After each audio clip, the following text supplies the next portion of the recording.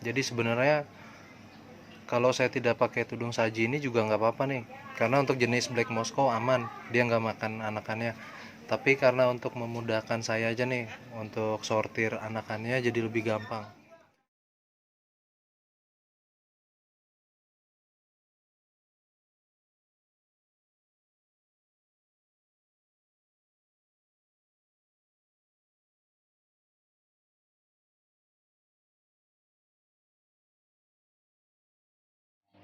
Assalamualaikum warahmatullahi wabarakatuh. Kembali lagi di channel saya Mendy Gapi Parung. Salam Gapi Lovers. Apa kabar nih teman-teman semua? Semoga teman-teman semua dalam keadaan sehat ya. Dan semoga bagi teman-teman nih jika ada yang sedang sakit, semoga segera diberi kesembuhan. Amin. Ini sudah lama saya tidak buat konten nih ya teman-teman ya.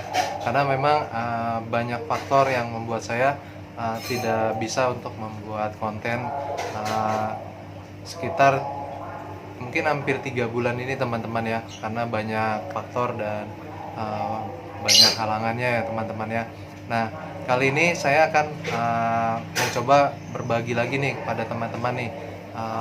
Ada ikan gapi di farm saya ini yang saat ini untuk jumlahnya ini lagi banyak nih teman-teman. Kira-kira jenis gapi apa nih teman-teman? Simak terus video saya sampai selesai ya. Jangan lupa tetap dukung channel saya dengan cara like, share, dan subscribe agar teman-teman tidak ketinggalan info terupdate dari Mendy Gapi Paru.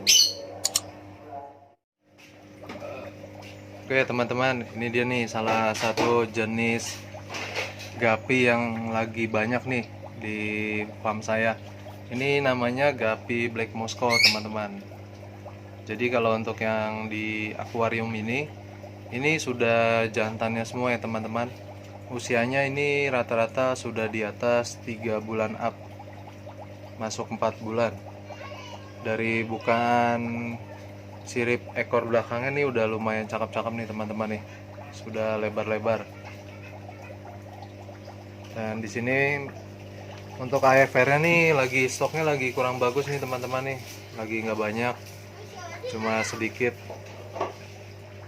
Nah, kalau yang di bawah ini untuk Black Moscow, tapi usianya ini masih sekitar 1 bulanan. Airnya juga nih belum sempat saya sifon nih teman-teman nih.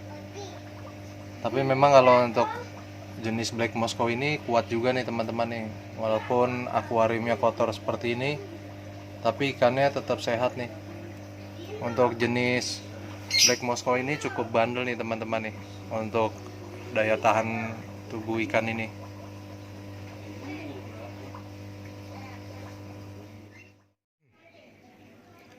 Oke teman-teman, ini dia nih tempat untuk breedingnya nih, Gapi Black Moscow. Jadi di sini masih sama kayak AFR ya teman-teman ya. Jadi saya pakai tudung saji nih. Jadi sebenarnya kalau saya tidak pakai tudung saji ini juga nggak apa-apa nih, karena untuk jenis Black Moscow aman, dia nggak makan anakannya. Tapi karena untuk memudahkan saya aja nih untuk sortir anakannya jadi lebih gampang. Ini anakannya harusnya udah saya pindahin nih teman-teman nih. Sudah cukup besar ini anakannya ya. Di sini kemarin perbandingannya saya lupa nih teman-teman nih.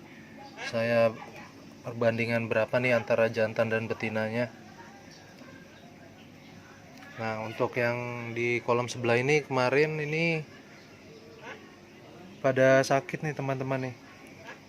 Karena di tempat semi outdoor seperti ini banyak sekali binatangnya nih teman-teman. Kemarin jadi banyak kodok, banyak kecebongnya ya. Saya juga nggak tahu karena faktor apa lagi nih. Jadi ikan yang ada di kolam ini nih mati semua nih teman-teman.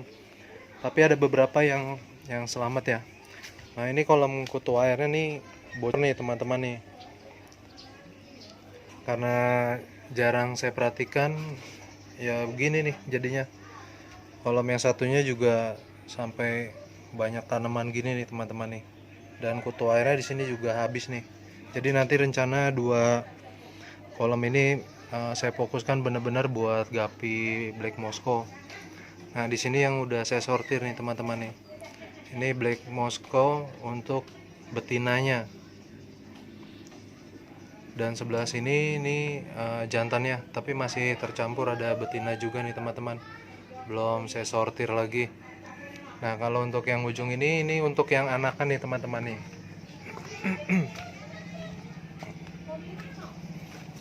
Nah, ini untuk pembesarannya nih. Anak-anakannya jadi dari kolam yang ujung sana, yang tempat saya buat breeding teman-teman ya. Jadi anakannya nanti saya pindahin ke sini. Saya taruh di sini buat pembesaran. Nah, kalau memang sudah bisa kita sortir, baru kita pisah nih teman-teman nih. Di sini saya taruh untuk jantannya, yang sebelah sana saya taruh untuk betinanya. Jadi terus-terus seperti itu teman-teman, regenerasi terus. Nah, kalau udah jantannya udah besar, ini nanti saya masukkan ke akuarium. Prosesnya jadi seperti itu terus. Jadi memang kalau teman-teman ingin belajar untuk budidaya ikan gapi, minimal teman-teman itu punya kolam ada 1, 2, 3, 4, minimal 4 teman-teman ya. Jadi teman-teman punya satu kolam buat breeding. Nah, nanti hasil anakannya itu nanti teman-teman harus punya kolam juga yang lebih besar seperti ini. Ini untuk pembesarannya. Nah, kalau di sini teman-teman sudah bisa sortir, bisa terlihat mana jantan betina, teman-teman bisa pindahin di kolam jantan sama kolam betina. Itu teman-teman harus pisah ya. Jadi memang biar dia tidak kawin muda. Nah, untuk ketinggian airnya di sini ini nggak pasti juga teman-teman ya.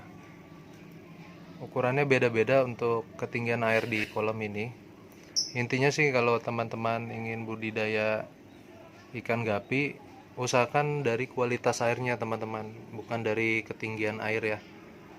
Sebenarnya ketinggian air juga pengaruh, tapi rata-rata kalau untuk kolam kan juga nggak terlalu dalam ya teman-teman, paling kisaran 30 cm. Nah, tapi di sini yang sangat berpengaruh itu kualitas dari airnya. Nah, di sini walaupun kolam pembesarannya airnya sudah hijau banget ya, tapi di sini saya cek untuk pH dan ppm-nya masih bagus nih teman-teman. Jadi masih bisa saya gunakan. Intinya sih kalau untuk teman-teman pengen budidaya ikan gapi atau ikan hias jenis apapun, yang teman-teman harus perhatikan itu adalah pH airnya. Walaupun airnya hijau seperti ini tapi pH-nya nih masih bagus nih teman-teman. Nah, di situ masih bening nih. Untuk kolam yang ini ya, pH-nya juga bagus. Itu udah banyak tambelan nih teman-teman. Udah banyak yang bolong untuk terpalnya. Ini untuk betinanya. Tapi di sini betinanya memang kemarin sempat telat juga nih teman-teman untuk saya sortir ya. Jadi masih ada jantannya. Jadi di sini juga terlihat ada anakannya nih teman-teman. Ini harusnya udah saya sortir juga nih. Jadi kalau kelebihan dari ikan gapi yang saya suka itu untuk kualitasnya dia berbeda-beda teman-teman. Jadi uniknya main di gapi ini, kita harus pinter-pinter sortir ikan gapinya. Ada yang reject, ada yang cendol, terus juga ada yang kualitasnya bagus, yang kelas kontes. Jadi ini harus benar-benar seleksi untuk sortir ikannya nih teman-teman.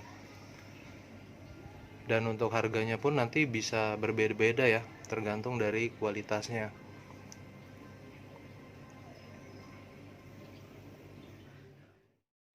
Oke teman-teman, cukup sekian video saya kali ini. Semoga bermanfaat untuk teman-teman semua.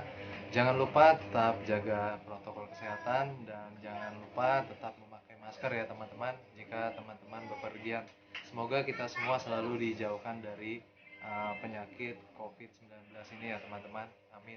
Akhir kata saya ucapkan terima kasih. Jangan lupa dukung channel saya dengan cara like, share, dan subscribe agar teman-teman tidak ketinggalan info terupdate dari Mendy Gapi Parung. Akhir kata saya ucapkan terima kasih. Assalamualaikum warahmatullahi wabarakatuh. Salam Gapi Lover.